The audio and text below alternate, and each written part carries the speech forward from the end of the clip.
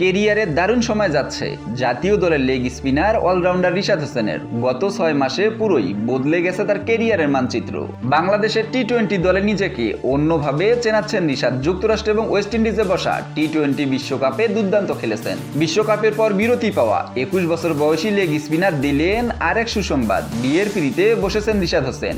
অবশ্য 3 দিন পর 22 বছরে পা দিবেন তিনি। নিজের বিয়ে নিয়ে সামাজিক যোগাযোগ মাধ্যমে রিশাদ লিখেছেন, গাঁটছড়া বেঁধেছি, আনন্দের সঙ্গে এই খবর জানাচ্ছি। আমাদের ভবিষ্যৎ ভালোবাসা, আনন্দ ও অফুরন্ত আশীর্বাদে পূর্ণ হোক, এই প্রার্থনা করবেন।